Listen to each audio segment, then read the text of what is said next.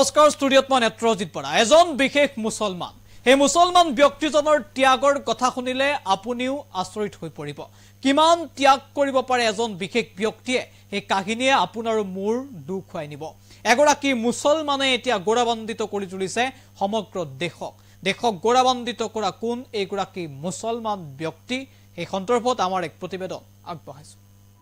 দেশবাসীক গৌৰৱান্বিত কৰা এজন মুছলমান সম্প্ৰদায়ৰ ব্যক্তিৰ কাহিনী ব্যক্তিজনৰ নাম মেমন আব্দুল হাবিব ইউসুফ মাৰফানি দেশৰ বাবে নিজকে উৎসৰ্গা কৰিছিল আব্দুল হাবিবে দেশ স্বাধীন কৰিবলৈ তেওঁ আগবঢ়াইছিল তেতিয়াৰ দিনতেই 1 কোটি টকা দেশৰ বাবে সকলো ত্যাগ কৰিছিল আব্দুল হাবিবে এক প্ৰকাৰৰ নিজৰ কৰ্মৰ জৰিয়তে ইতিহাস ৰচনা কৰি থৈ গৈছে দেশত মেমন আব্দুল হাবিব এতিয়া দেশবাসীৰ বাবে আদৰ্শ পিছে কি কৰিছিল মেমন আব্দুল হাবিবে তাৰিখ 9 জুলাই সন 1944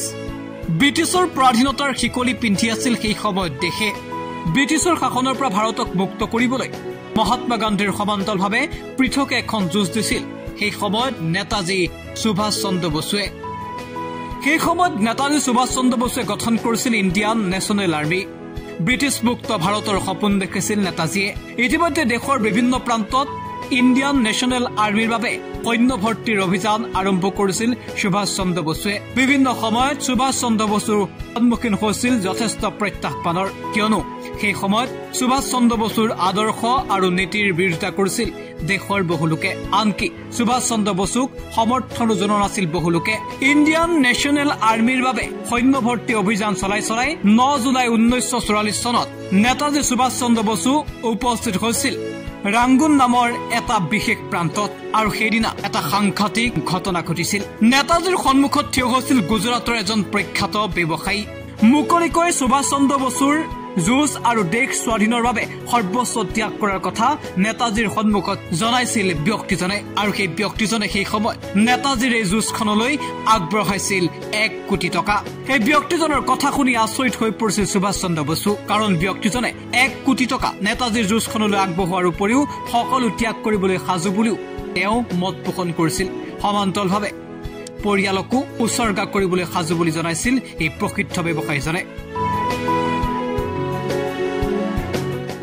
আৰু সেই ব্যক্তিজনেই হৈছে মেমন আব্দুল হাবিব ইউসুফ মাৰফানি সুভাষ চন্দ্ৰ বসুৰ সন্মুখত এগৰাকী সাহসী ব্যক্তি হিচাপে থিয় হৈছিল ব্যক্তিজন আৰু আজাদ হিন্দ বেংকলৈ তেওঁ আগবঢ়াইছিল 1 কোটি টকা এই ব্যক্তিজনৰ কথা আৰু কামে সাহস দিছিল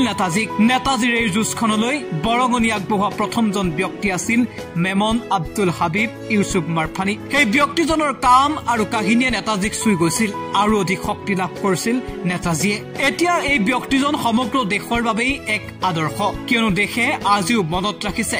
মেমন আব্দুল হাবিবক ইতিহাসত সোণালী পৃষ্ঠাৰে নিজৰ ত্যাগ আৰু কৰ্মৰ বিনিময়ত নিজৰ নাম লিপিবদ্ধ কৰিবলৈ সক্ষম হ'ল মেমন আব্দুল হাবিব